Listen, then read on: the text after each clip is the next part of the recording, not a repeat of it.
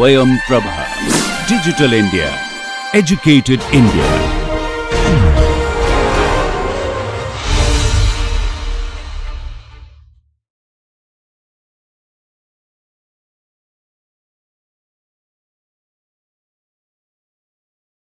இன்றைய பாடத்தில் assignment problem என்பதை பற்றி கற்றுக்கொள்ளப் போகிறோம். அசைன்மெண்ட் அப்படின்னாக்கா தமிழில் நிர்ணயம் செய்தல், இந்த வேலையை இவருக்கு நிர்ணயிப்பது, கொடுப்பது, இந்த வேலையை இவர் செய்ய வேண்டும் அப்படின்னு சொல்கிறது, அசைனிங் அ ஜாப். அதிலிருந்து வந்தது அசைன்மெண்ட் ப்ராப்ளம் என்பது.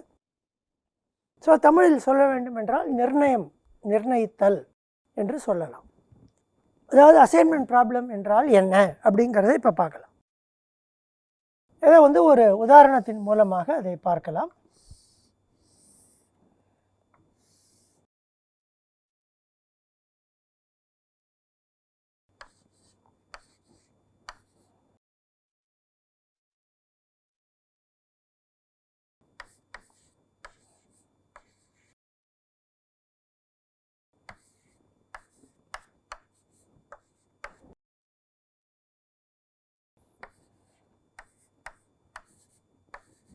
இப்போது 4 ப்ராஜெக்ட்ஸ் இருக்கின்றன என்று வைத்துக்கொள்வோம். பெரிய வேலை 4 இருக்குது. 4 பேர் இருக்கிறார்கள். இந்த 4 பர்சன் என்று சொல்லலாம். 4 மனிதர்கள். பர்சன் 1 2 3 4. இந்த பக்கத்தை ப்ராஜெக்ட்ஸ் என்று சொல்லலாம். அதையும் 1 2 3 4.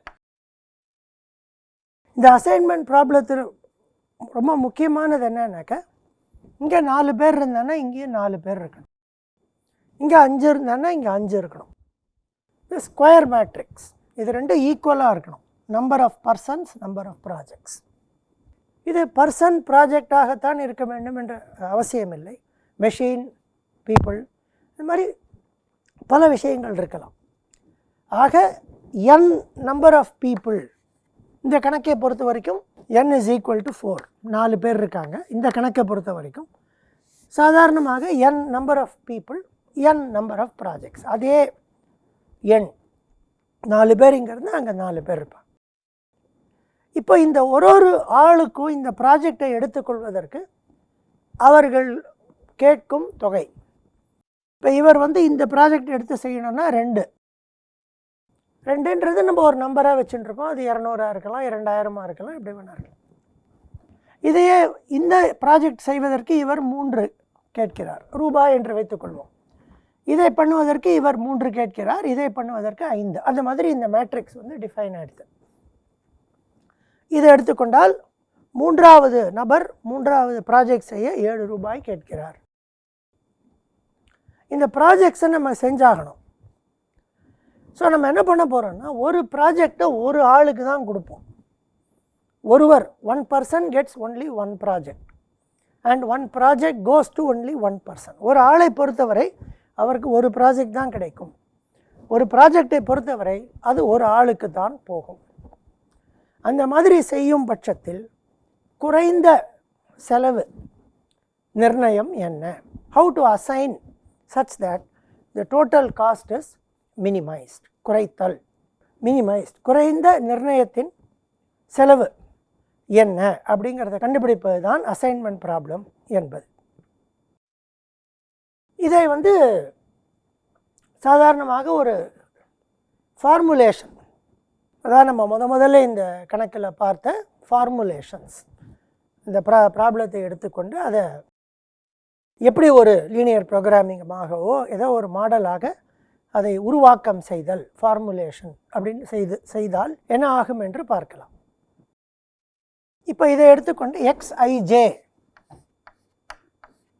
Equal to 1, xij equal to 1 if person I gets project J. அதாவது I என்ற பர்சனுக்கு, இவருக்கு இந்த ப்ராஜெக்ட் வந்ததுனாக்க இந்த xij என்பது 1 அப்படின்னு எடுத்துக்கொள்ளும். ஈக்குவல் டு 0 அதர்வைஸ் அந்த ப்ராஜெக்ட் அவருக்கு வரலனாக்க அந்த xij என்பது 0 என்ற மதிப்பை எடுத்துக்கொள்ளும். நம்ம என்ன பண்ண போகிறோம், எவ்வளோலாம் நிர்ணயம் பண்ணியிருக்கோமோ அதனுடைய விலையை குறைக்க வேண்டும். மினிமைஸ்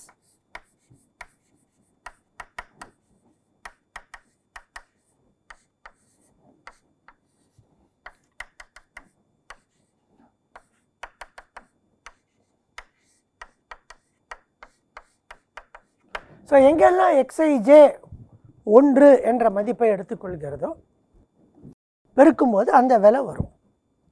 xij 0வாக இருக்கும் பொழுது அந்த விலை வராது. ஆகவே Cij xij பெருக்கி ijவுக்கு கூட்டினால் நம்ம நிர்ணயம் செய்திருக்கிற ப்ராஜெக்டினுடைய செலவு எவ்வளவுங்கிறது நமக்கு கிடைக்கும். அதை குறைக்க வேண்டும். கண்டிஷன் என்ன, ஒரு பர்சனுக்கும் ஒரு ப்ராஜெக்ட் தான் வரும், ஒரு ப்ராஜெக்டும் ஒரு ஆளுக்கு தான் போகும். ஸோ ஒரு ஆளை எடுத்துக்கொண்டால் sigma j equal to 1 to n xij is equal to 1 for every I. இவரை எடுத்துக்கொண்டால் இந்த 4ல் 1 தான் இவருக்கு கிடைக்கும். So x11 plus x12 plus x13 plus x14 is equal to 1. அதே மாதிரி 4 கன்ஸ்ட்ரெயின்ட் கட்டுப்பாடுகள் கிடைக்கும் இதில். For every I equal to 1 to n அப்படின்னு எழுதுறதுனால 4 கன்ஸ்ட்ரெயின்ட் இங்கே கிடைக்கும். இந்த ப்ராஜெக்டை எடுத்துக்கொண்டால் இந்த ப்ராஜெக்ட் ஆனது ஒருத்தருக்கு தான் போகும். ஆகவே sigma xij I equal to 1 to n equal to 1 for every j equal to 1 to n. ஒரு ப்ராஜெக்டை எடுத்துக்கொண்டால் அது ஒருத்தருக்கு தான் போகும். ஸோ இதை எடுத்துக்கொண்டால் x11 + x21 + x31 + x41 is equal to 1. xij is equal to 0 1 இங்கேயே சொல்லிட்டோம். xij is equal to 0 1. இப்போ இது லீனியர் ப்ரோக்ராமிங் கணக்கா இல்லையா என்று ஒரு கேள்வி வரும். இது லீனியர் ப்ரோக்ராமிங் இல்லை என்று இதை வைத்துக்கொண்டு நாம் சொல்லலாம். ஏனென்றால் லீனியர் ப்ரோக்ராமிங்காக இருந்தால் இது வந்து greater than or equal to 0 என்று இருக்கும், பைனரியாக இருக்காது. பைனரினா 0 அல்லது 1, 2 மதிப்புகளில் ஒரு மதிப்பு தான் எடுத்துக்கொள்ளும், பைனரி. ஆனால் இதை வைத்துக்கொண்டு இது லீனியர் ப்ரோக்ராமிங் இல்லை என்று நாம் சொல்லலாம். ஏன்னா இந்த இடத்துல பைனரியாக இருக்கிறது. ஆனால் போன டிரான்ஸ்போர்ட்டேஷன் ப்ராப்ளத்தில் பார்த்தது போல இந்த கணக்கும் அந்த யூனிமாடுலர் என்று பார்த்தோம். அதன் மூலமாக பார்த்தால் இதுவும் பைனரி என்று நாம் சொல்ல வேண்டாம். இதை greater than or equal to 0 என்று வைத்துக்கொண்டு லீனியர் ப்ரோக்ராமிங் ஆகவே எடுத்துக்கொண்டு நம்ம அதை தீர்வை செய்தால் நமக்கு 1 0 அப்படி தான் மதிப்பு வரும். அழகாக அப்படி தீர்வை செய்யும்போது கரெக்டாக சொல்லும், இது வந்து இங்கே போகும், இது வந்து இங்கே போகும், அந்த மாதிரி சொல்லும். முழுதாக ஒரு ப்ராஜெக்ட் ஒரு ஆளுக்கு தான் வரும். நம்ம இதை கண்டினியூஸாக எடுத்துக்கொண்டால் கூட முழுதாக அப்படியே நிர்ணயமாகும். இப்போ வந்து இது வந்து 0.2, இது வந்து 0.8 அப்படின்லாம் வராது.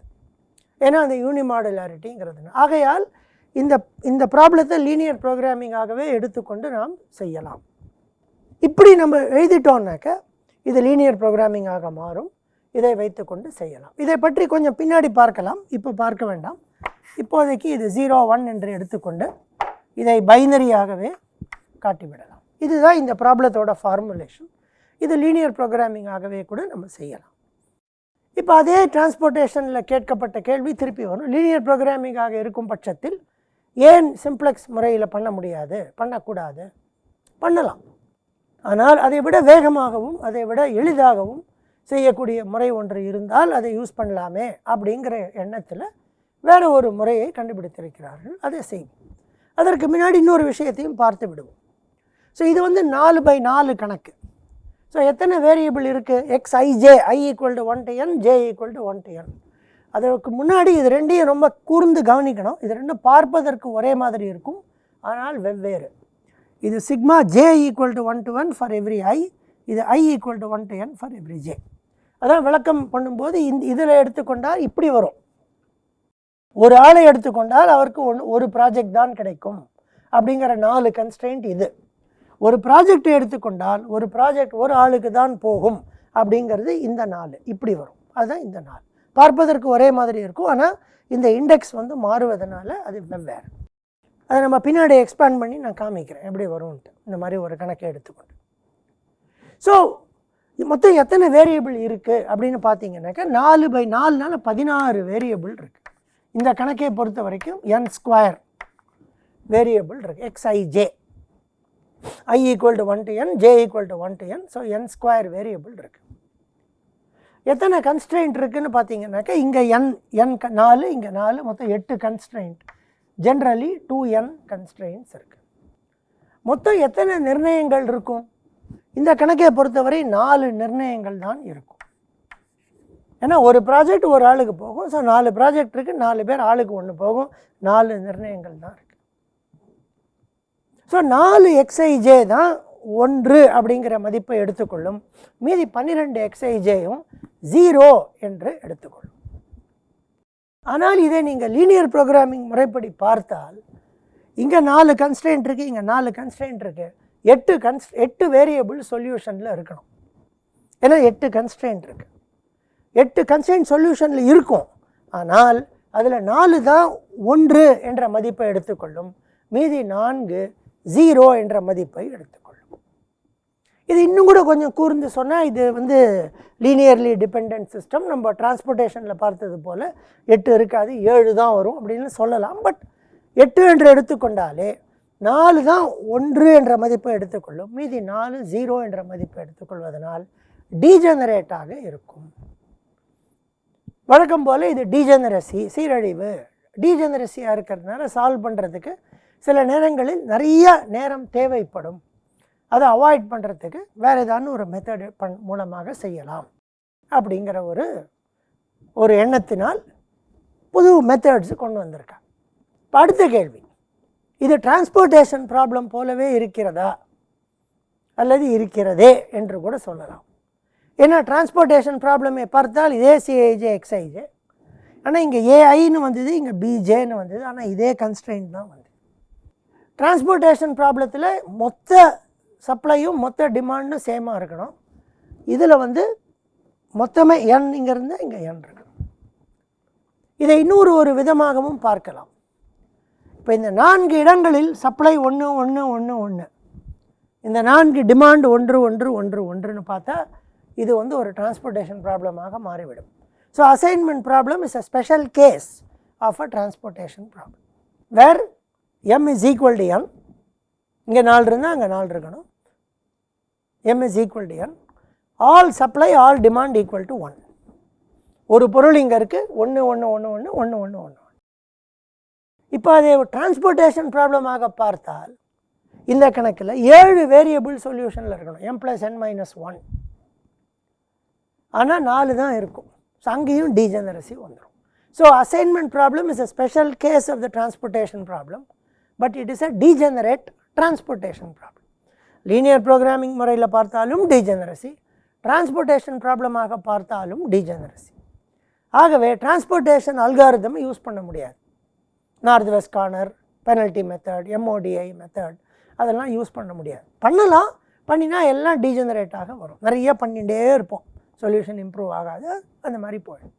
ஸோ சீக்கிரமாக செய்யக்கூடிய மெத்தட் இருக்கா, அது எப்படி வரும்னு பார்க்கலாம். வேறு ரெண்டு ஒரே ஒரு மெத்தட் தான் பார்ப்போம்.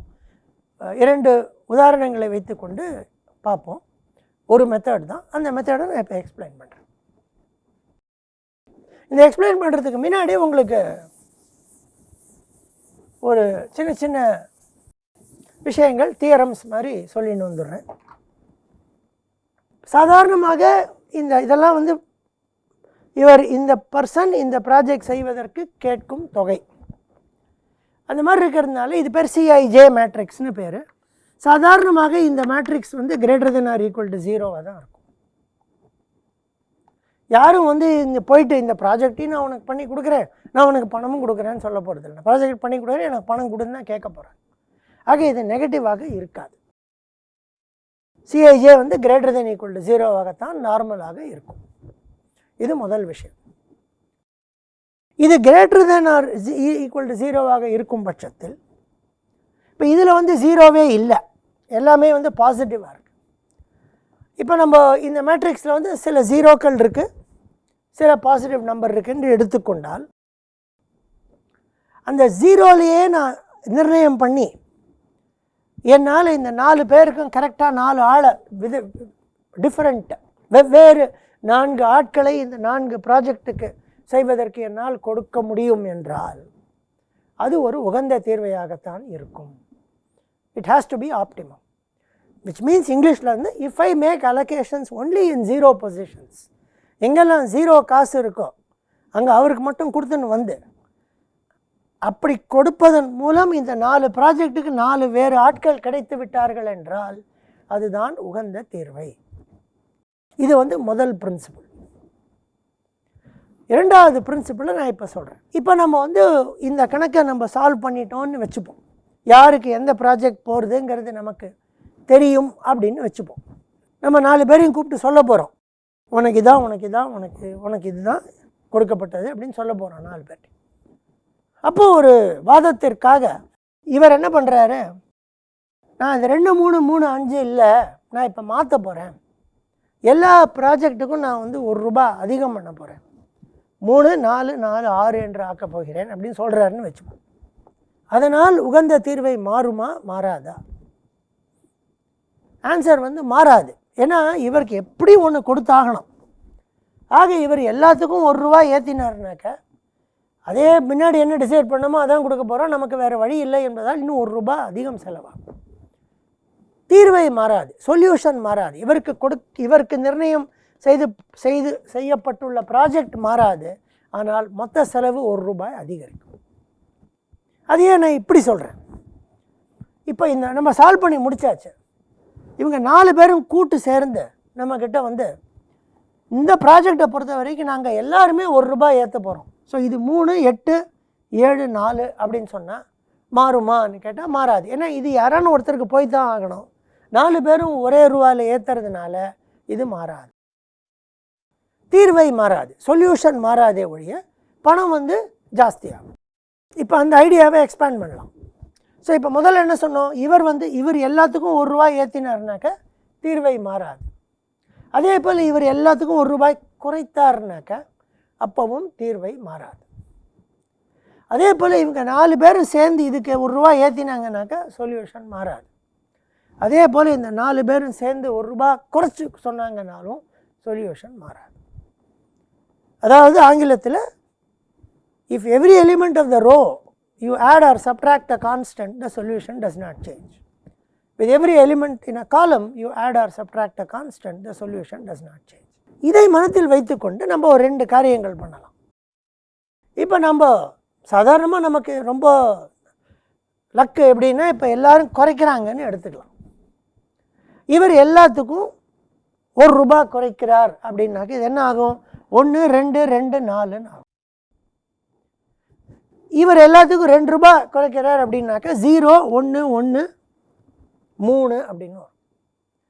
இவர் எல்லாத்துக்கும் ₹3 குறைக்கிறாருனாக்க இது -1 மாறிவிடும். நமக்கு மைனஸ் வேண்டாம், ஏன்னா நம்ம சொன்னோம் இது ≥0 இருக்கணும்னு சொன்னோம்.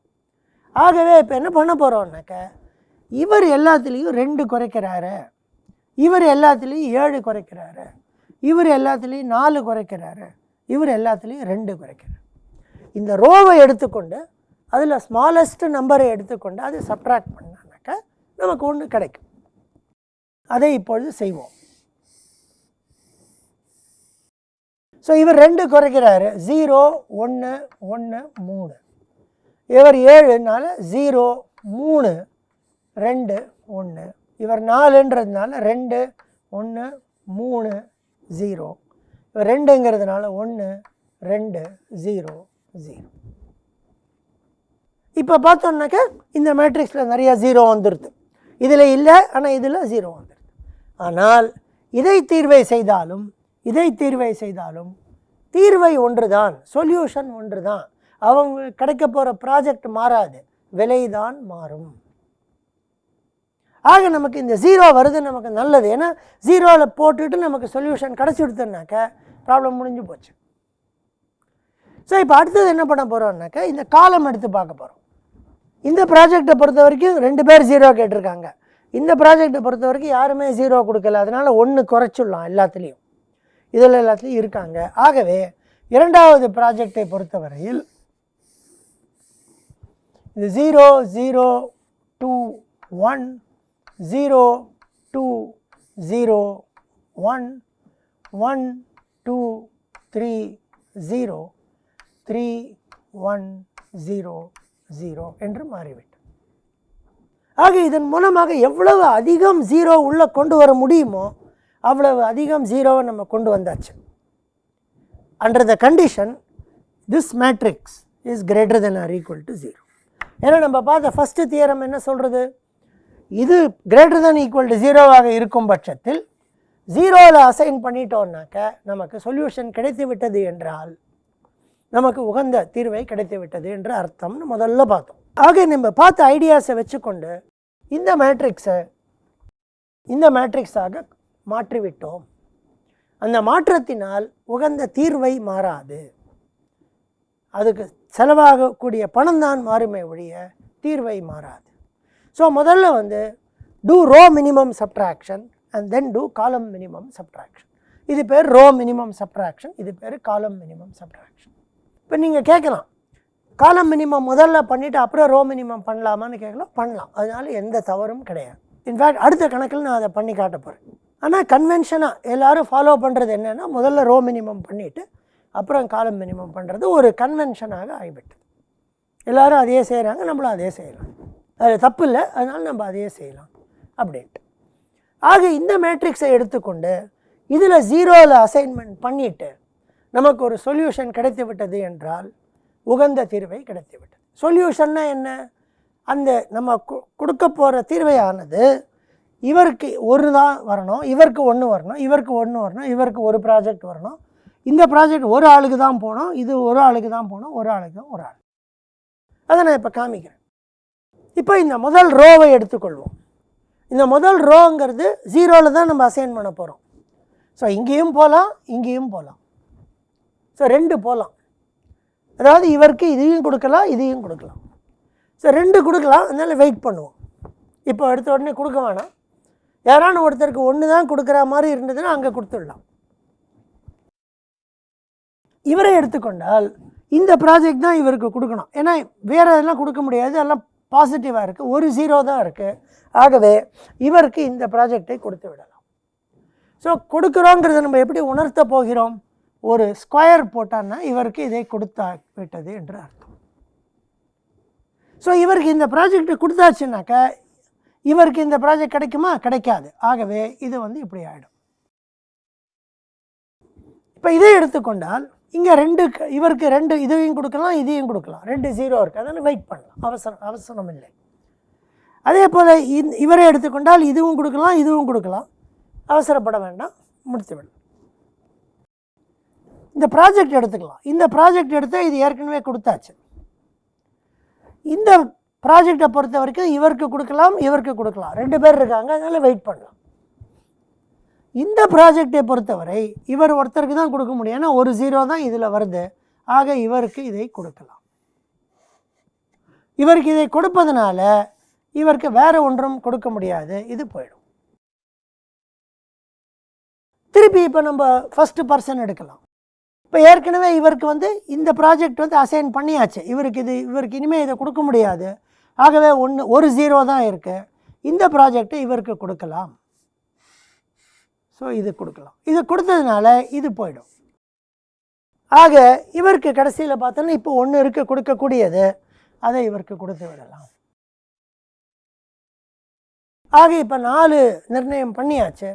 4 நிர்ணயத்தையும் சரியாக செய்தாகிவிட்டது. சரியாகன்னா என்ன அர்த்தம், ஒரு ரோவை பொறுத்த வரைக்கும் ஒரு நிர்ணயம் தான் இருக்கணும், ஒரு அசைன்மெண்ட் தான் இருக்குது. ஒரு காலம் பொறுத்த வரைக்கும் ஒரு அசைன்மெண்ட் தான் இருக்கணும், இருக்குது. இன்னும் இது இந்த ஸ்கொயரில் போட்டால் அசைன்மெண்ட், பாக்ஸில் போட்டால் அசைன்மெண்ட் 1. ஆக இது நல்ல சொல்யூஷன். 0வில் அசைன் பண்ணி ஒரு சொல்யூஷன், சாத்தியமான சொல்யூஷன் கிடைத்து விட்டது. ஆகவே அது உகந்த சொல்யூஷன். ஏன்னா 0 விட குறைந்த காசு இருக்க முடியாது இல்லையா. இப்போ 4 ப்ராஜெக்ட் 4 பேர் கொடுக்குறோம், செலவே இல்லை, 0 தான் அப்படின்னா அதுதான் உகந்தது. ஏன்னா அவங்க நம்ம காசு கொடுக்க போகிறதில்ல. அதான் முதல் நம்ம பார்த்த தியரம். அதை வைத்துக்கொண்டு இந்த 0 பொசிஷன்ஸில் அசைன்மெண்ட் பண்ணி 4 அசைன்மெண்ட் கிடைத்து விட்டது என்றால் அது உகந்த தீர்வை, அது ஆப்டிமம். இப்போ அதனுடைய செலவு என்ன அப்படின்னு பார்த்தா இங்கே வரணும். ஸோ இதனுடைய செலவு 3, இதுக்கு 3, இங்கே செலவு 7 10, இது 4 14, இது 2 16, ஆகவே மொத்த செலவு 16. இது அசைன்மெண்ட் ப்ராப்ளத்திற்கு ஒரு உகந்த தீர்வை, ஆப்டிமம் சொல்யூஷன் கிடைத்து விட்டது. இந்த கணக்கை பொறுத்த வரைக்கும் கிடைத்து விட்டது. இந்த கணக்கு கொஞ்சம் சிம்பிளான கணக்கு, நமக்கு சில விஷயங்களை கற்று தருவதற்காக நாம் எடுத்துக்கொண்ட கணக்கு. முதல்ல எடுத்த உடனே 4 வந்துடுது. எல்லா கணக்குலேயும் அந்த மாதிரி வராது. இப்போ அடுத்த கணக்கை பார்க்கும்போது வராதுங்கிறது நமக்கு தெரியும். ஆக இதை இப்போ மறுபடியும் இதை ரொம்ப சிம்பிளாக எக்ஸ்பிளைன் பண்ணோம்னாக்க, ரோ மினிமம் ஃபஸ்ட்டு சப்ட்ராக்ட் பண்ணால் எல்லாத்துலேயும் எல்லா ரோலையும் ஒரு 0 கிடைக்கும், 1 ரோ அதற்கு மேலோ. காலம் மினிமம் சப்ட்ராக்ட் பண்ணால் எல்லா காலம்லேயும் 0 கிடைக்கும். ஆக இந்த முறைப்படி எவ்வளோ மேக்ஸிமம் 0 உள்ளே கொண்டு வர முடியுமோ கொண்டு வந்தாச்சு. அதே நேரத்தில் இதை மெயின்டைன் பண்ணியாச்சு. இதை மெயின்டைன் பண்ணிவிட்டு இப்போ அசைன் பண்ண ஆரம்பிக்க போகிறோம். எப்படி வேணால் ஆரம்பிக்கலாம், எந்த ரோவை எடுத்துக்கொண்டோ எந்த காலம் எடுத்துக்கொண்டோ எப்படி வேணால் ஆரம்பிக்கலாம். 2 0 இருந்ததுன்னா 2 அதற்கு மேலோ இருந்தால் இனிஷியலாக கொடுக்க வேண்டாம். எங்கே ஒரு 0 வருதோ அங்கே கொடுத்துட்டு அதற்கு மற்ற இதெல்லாம் இன்டூ போட்டுடணும். ஃபார் எக்ஸாம்பிள் இங்கே கொடுத்த போது இங்கே இன்டூ போட்டோம். அந்த மாதிரி இதை கொடுத்தாகி விட்டது என்றால் இப்போ இவருக்கு இதை கொடுக்க முடியாது, ஆகவே இது இன்டூ போட்டாச்சு. ஸோ அது தவிர எங்கெல்லாம் 1 கிடைக்கிறதோ அங்கே அசைன் பண்ணிகிட்டே வந்து கரெக்டாக இந்த 4/4 கணக்குக்கு 4 அசைன்மெண்ட் வந்துருதுனாக்க அதுதான் உகந்தது அப்படிங்கிறத இப்போ பார்த்துட்டோம். எல்லா கணக்குலையும் இந்த மாதிரி அழகாக வந்துருமான்னு கேட்டால் வராது. அதற்கு அடுத்த உதாரணத்தை பார்த்துக்கொண்டு, வராவிட்டால் என்ன செய்வது அப்படின்ற கேள்வி வரும். அதற்கு அடுத்த உதாரணத்தின் மூலமாக அதை எக்ஸ்பிளைன் பண்ணலாம். ஸோ இப்போ அடுத்த உதாரணத்துக்கு போகலாம்.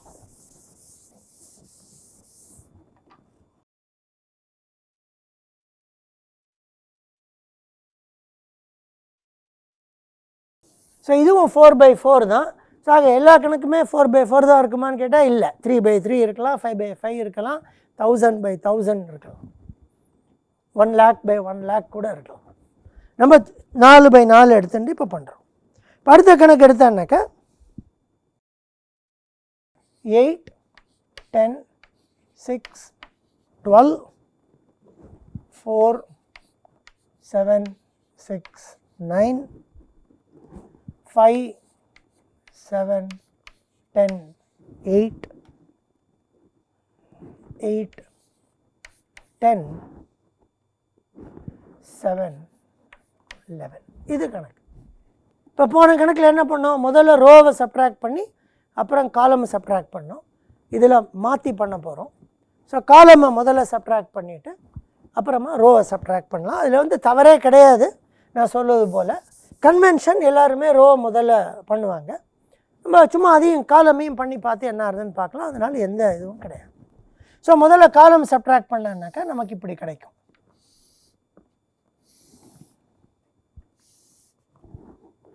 ஸோ 4 0 1 4 3 0 0 3 0 0 4 1 4 1 0 3 என்று வருகிறது. இப்போ இந்த ரோல் ஏற்கனவே 0 இருக்குது 0 இருக்குது 0 இருக்குது, இதில் இல்லை. ஆக ரோ மினிமம் பண்ணணும். ஸோ 4 3 0 4 0 0 0 1 1 0 4 0, இதை குறைக்கணும். 3 2 0 2. இப்போ எல்லா ரோலையும் எல்லா காலம்லேயும் 0 இருக்குது. எவ்வளோ மேக்ஸிமம் 0 இருக்க முடியுமோ அவ்வளோ இருக்கிறது. இப்போ அசைன் பண்ணிட்டு வரலாம். முதல்ல இதை எடுத்துக்கொள்ளலாம்.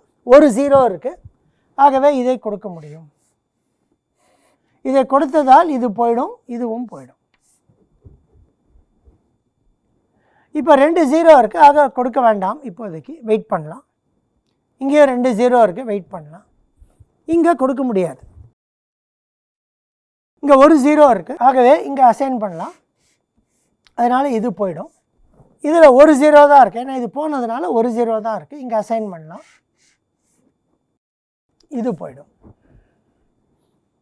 இப்போ நம்ம 4 ரோவையும் பார்த்தாலும் 4 காலம் பார்த்தாலும் அசைன் பண்ணக்கூடிய 0 நமக்கு இல்லை. ஆக எல்லா 0வும் ஒன்று இங்கே பாக்ஸில் போயாச்சு, இல்லை கிராஸில் போயாச்சு.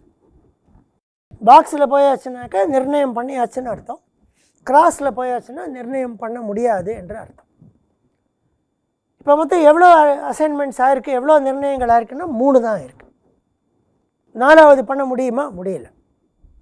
ஆக போன கணக்கில் 4 அழகாக அமைந்து விட்டது சொன்னோம். இப்போ இதில் 4 அமையலை.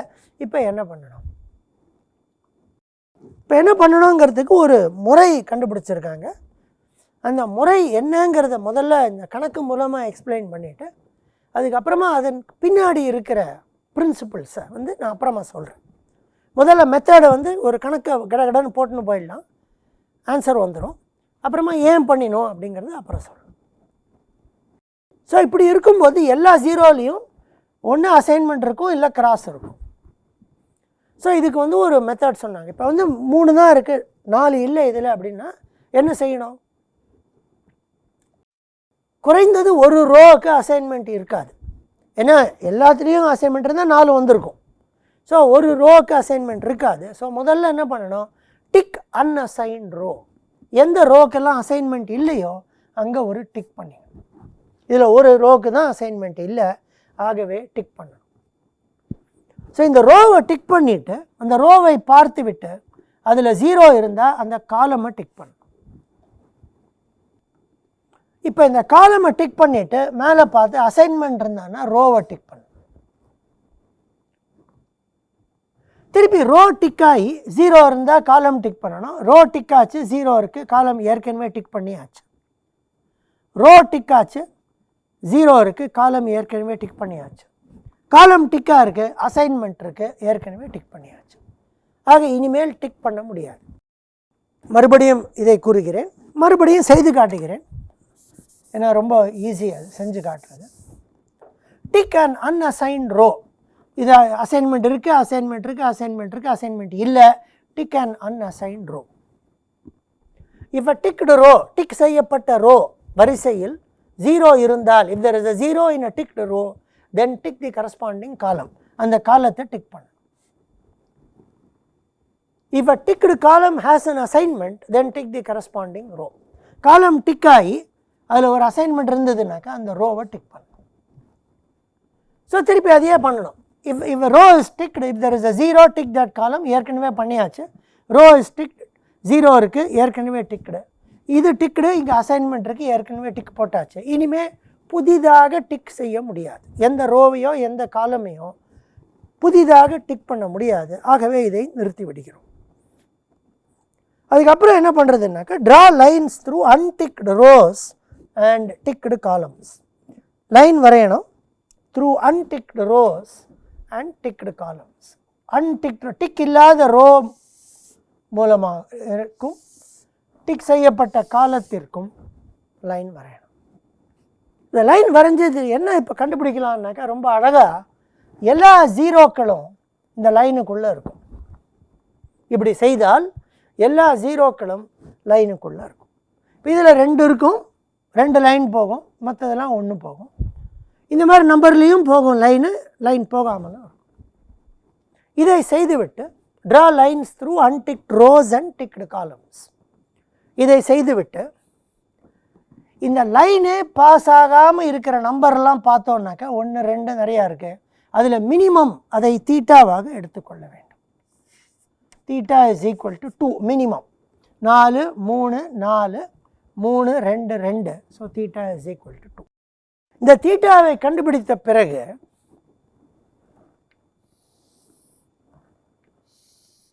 இப்போ இந்த மேட்ரிக்ஸை மாற்றி எழுத வேண்டும்.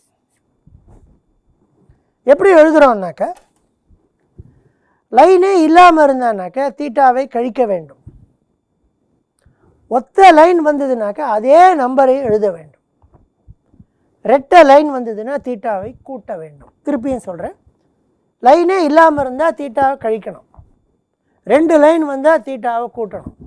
மற்றதை அப்படியே விட்டுடலாம்.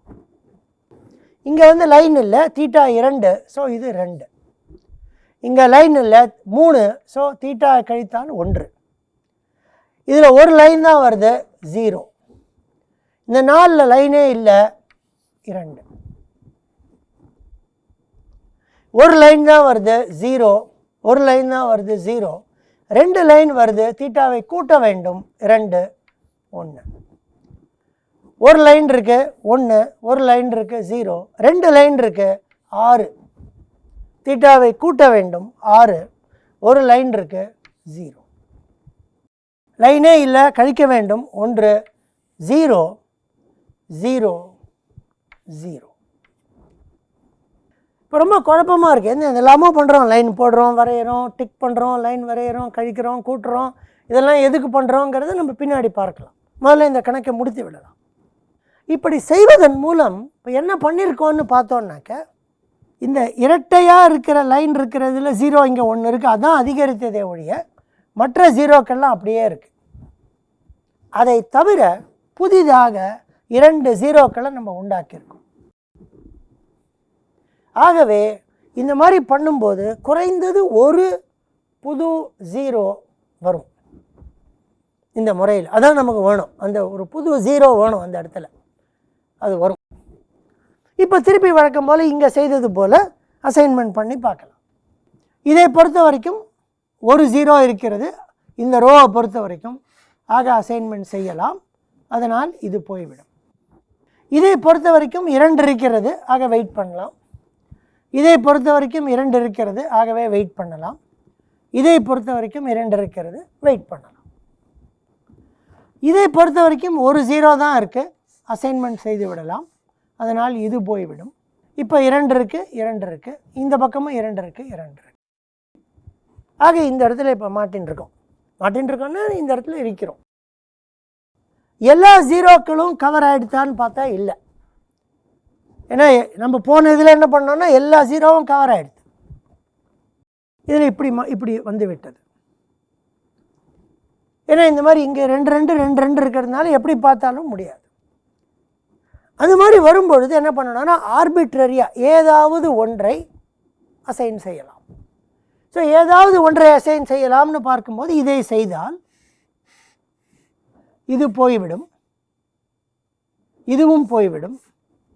ஆகவே இதை பொறுத்தவரை ஒரு 0 உள்ளது, இங்கே கொடுத்துடலாம். இப்போ எல்லா 0வும் அசைன் ஆகிடுது, 0 பாக்ஸில் வந்துடுது, இல்லை கிராஸில் வந்துடுது. மொத்தம் 4 நிர்ணயங்கள் இருக்கின்றன. ஆகவே இது உகந்த தீர்வை. இதனுடைய விலை என்ன? விலை பார்க்கும்போது இங்கே 6, இதற்கு 6, இதற்கு 7, இங்கே 6 4 10, இங்கே 7 17, இங்கே 11, 17 11 28.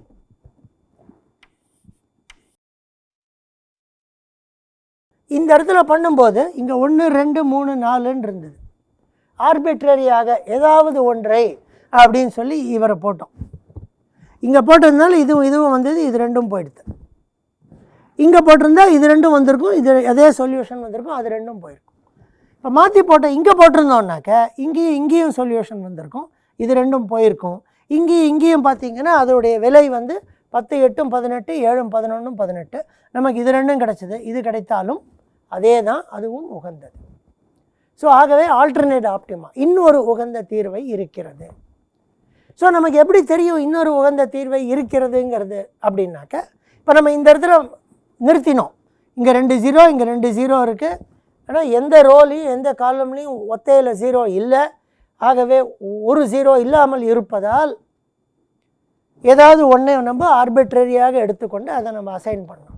ஸோ ஆர்பிட்ரரியாக ஏதாவது ஒன்றை எடுத்துக்கொண்டு கம்ப்ளீட் பண்ணி 4 வந்துடுது அப்படின்னாக்க அந்த உகந்த தீர்வை, இன்னொரு உகந்த தீர்வை இருக்கிறது அப்படின்னு அர்த்தம்.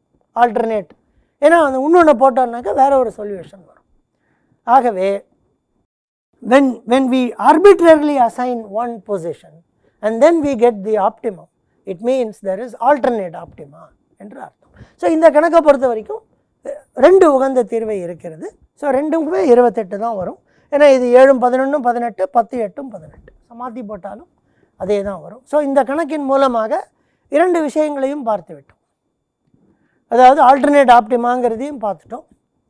அதற்கு முன்னாடி இப்போ இந்த மாதிரி வராமல் போச்சுனாக்க இந்த டிக்கெல்லாம் பண்ணி வரைந்து பண்ணுற ஒரு இதையும் நாம் பார்த்து விட்டோம். இது வந்து ரொம்ப முக்கியமானது. இந்த கணக்கில் ஒரே ஐட்ரேஷனில் வந்துடுது.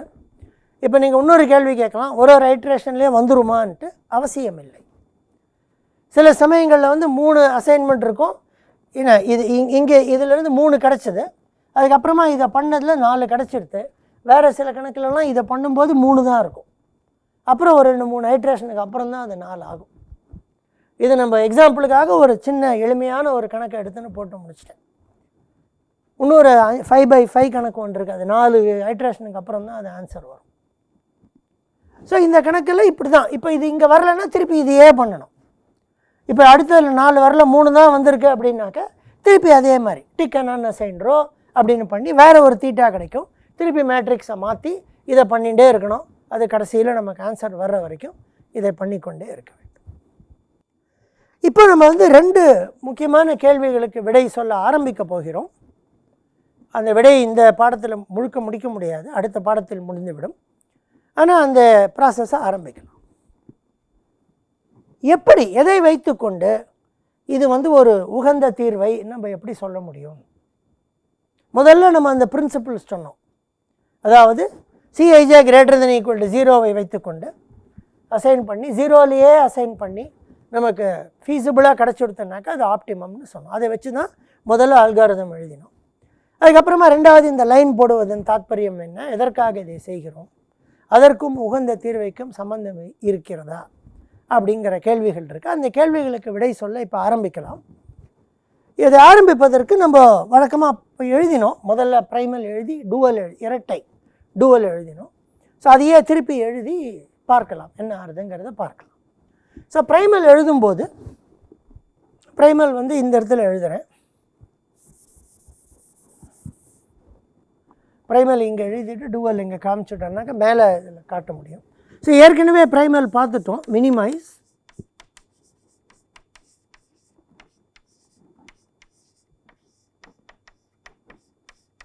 Cij Xij I equal to 1 to n, j equal to 1 to n, Cij Xij subject to sigma Xij equal to 1, j equal to 1 to n for every I. இந்த I எடுத்துக்கொண்டால் இவரை பொறுத்த வரைக்கும் ஒரு ப்ராஜெக்ட் கொடுக்கணும். அடுத்தது வந்து sigma Xij equal to 1 for every j, I equal to 1 to n for every j. இந்த ஒரு ஜேவை எடுத்துக்கொண்டால் இந்த 4ல் அவருக்கு 1 கிடைக்கும். Xij பைனரி என்று சொல்லிவிட்டு நம்ம போன இதில் போது நான் என்ன சொன்னேன்னா, இந்த யூனிமாடுலாரிட்டிங்கிற ப்ராப்பர்ட்டி இருக்கிறதுனால ≥0 என்று போட்டு லீனியர் ப்ரோக்ராமிங்காக ஆக்கினாலும் நிர்ணயங்கள் அழகாக முழுதாக வரும் அப்படிங்கிறத நான் சொல்லிட்டேன். ஆக இந்த ஃபார்முலேஷன் டூவல் எழுதுகிற காரணத்தினால இதை லீனியர் ப்ரோக்ராமிங்காக இங்கே எழுதுகிறோம். பைனரி எழுதும்போது டூவல் இருக்கான்னு கேள்வி வரலாம். லீனியர் ப்ரோக்ராமிங்க்கு தான் டூவல் உண்டு. பைனரிக்கு இன்டீஜருக்கெல்லாம் டூவல்னு உண்டு, லக்ராஞ்சியன் டூவல் அப்படின்லாம் சில விஷயங்கள் இருக்கின்றன.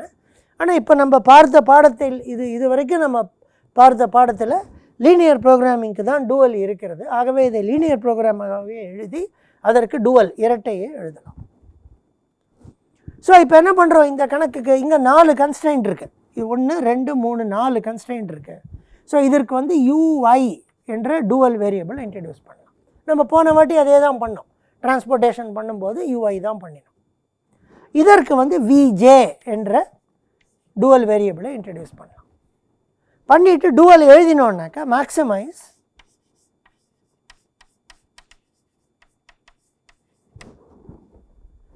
சிக்மா ui, ஏன்னா இங்கெல்லாம் 1 இன்ட்டு இது 4 கன்ஸ்ட்ரெயின்ட் இருக்குது. 1 into u1 plus 1 into u2 plus 1 into u3 plus 1 into u4 sigma ui plus sigma vj. இங்கேயும் 1 தான், 1 into v1 plus 1 into v2. இது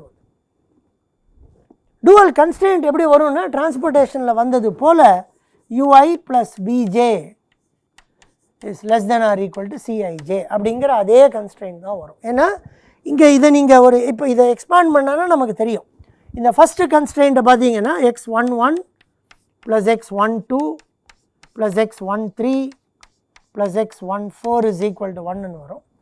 இதனுடைய ஃபஸ்ட்டு கன்ஸ்ட்ரெயின்ட் இப்படி வரும். So x11 + x21 + x31 + x41 = 1. So நீங்கள் ஒரு x11 எடுத்தீங்கன்னாக்கா இதில் முதல் கன்ஸ்ட்ரெயின்ட் இதில் முதல் கன்ஸ்ட்ரெயின்ட்டில் வரும். ஸோ u1 + v1 < c11 அப்படின்னு வரும்.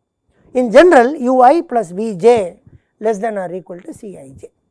அதாவது இப்போ இங்கே இது ரெண்டாவது கன்ஸ்ட்ரெயின்ட் எடுத்துக்கோங்க. இது வந்து x12 + x22 + இது x21 + x22 + x23 + x24 = 1 ரெண்டாவது கன்ஸ்ட்ரெயின்ட் வரும். ஸோ இந்த வேரியபிள் எடுத்துட்டிங்கன்னாக்க இது ரெண்டாவது கன்ஸ்ட்ரெயின்ட்டில் வருது. x21 எடுத்திங்கன்னா u2 + v1 < c21 அப்படின்னு வரும். திருப்பி ui vj அன்ரெஸ்ட்ரிக்டட். ஏன்னா இது வந்து ஈக்குவேஷனாக இருப்பதனால இது அன்ரெஸ்ட்ரிக்டட் ஆகிடும். இது மேக்ஸிமைசேஷனுங்கிறதுனால இது <= ஆகும். ஏன்னா இது கரெக்ட் டைப் ஆஃப் வேரியபிள், இங்கே கரெக்ட் டைப் ஆஃப் கன்ஸ்ட்ரெயின்ட் வரும். ஸோ இந்த டூவலை வைத்துக்கொண்டு இப்போ நம்ம இங்கே என்ன பண்ணினோம் அப்படின்னு பார்த்தீங்கன்னாக்கா சப்ட்ராக்ட் பண்ணோம் இல்லையா. இங்கே மினிமம் 6 சப்ட்ராக்ட் பண்ணோம், மினிமம் 4 சப்ட்ராக்ட் பண்ணோம், மினிமம் 7 சப்ட்ராக்ட் பண்ணோம், 7 இல்லை 6 பண்ணோம், 4 பண்ணோம். இங்கே முதல்ல வந்து காலம் முதல்ல பண்ணினோம். ஆக காலம் முதல்ல பண்ணதுனால v. ஸோ இங்கே வந்து v1 = 4, v2 = 7, v3 = 6, v4 = 8. முதல்ல வந்து காலமை சப்ட்ராக்ட் பண்ணதுனால v எழுதினோம். அப்புறம் ரோ சப்ட்ராக்ட் பண்ணும்போது இதுலேருந்து இது பண்ணும்போது இங்கே ஒன்றுமே பண்ணல. So u1 = 0, u2 = 0, u3 = 0, u4 = 1. இது பண்ணிடும்.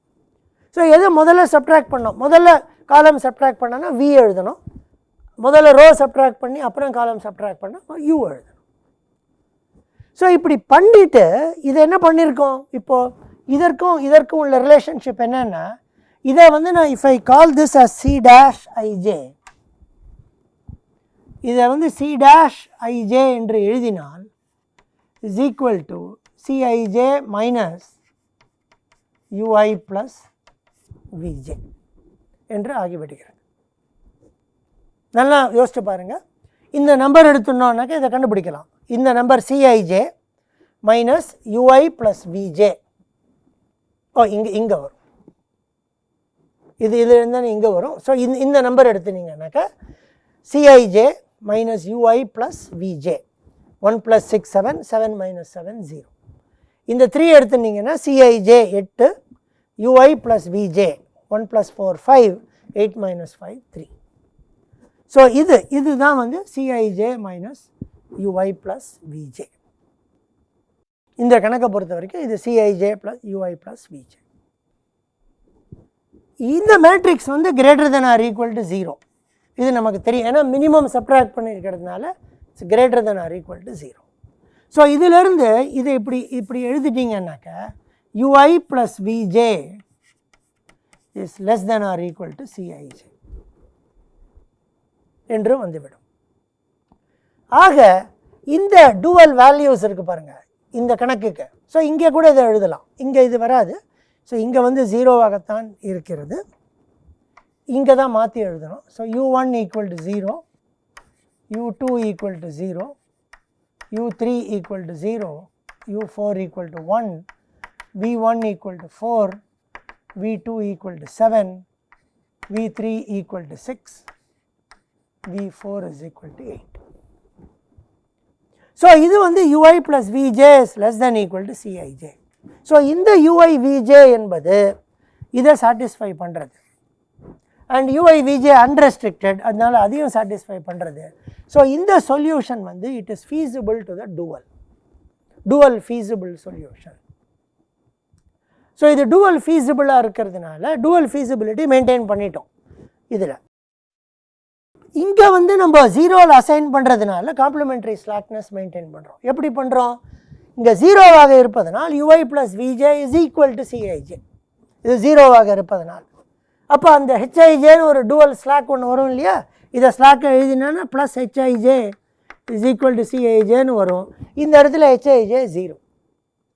ஸோ இதை தான் நம்ம பேசிக்காக கன்சிடர் பண்ணுறோம். So when xij is basic, hij becomes 0. So complimentary slackness satisfy பண்ணுறோம். பண்ணிவிட்டு ப்ரைமல் ஃபீஸிபிள் 4 வந்துருத்துனாக்க ஆப்டிமம் ஆகிடும். இந்த இடத்துல வரல, இந்த இடத்துல வரும். முதல் கணக்கில் வந்து பார்த்திங்கன்னா அங்கேயே வந்துடும். ஸோ 4 வந்துருத்துன்னா ஆப்டிமம் ஆகும். அது 4 வரலன்னாக்க ப்ரைமல் ஃபீஸிபிளாக இல்லைன்னு அர்த்தம். அப்போ நம்ம வேறு சில விஷயங்கள் பண்ணி டூவலை மாற்றி கொண்டு வருவோம். அதை எப்படி செய்வோம் என்பதை அடுத்த பாடத்தில் பார்க்கலாம். இன்ஃபேக்ட் அடுத்த பாடத்தில் வந்து முதல் கணக்கையே எடுத்துக்கொண்டு அதை காண்பித்து விட்டு பிறகு இரண்டாவது கணக்கை எடுத்துக்கொண்டு இந்த கணக்கை எடுத்துக்கொண்டு காண்பிக்கிறேன். ஸோ அடுத்த பாடத்தில் முதல் கணக்கை எடுத்துன்னா இன்னும் எளிதாக அது புரிந்துவிடும். அதை காண்பித்து விட்டு திருப்பி இந்த இதை எடுத்துக்கொண்டு காண்பிக்கிறேன். அடுத்த பாடத்தில் சந்திக்கலாம். நன்றி.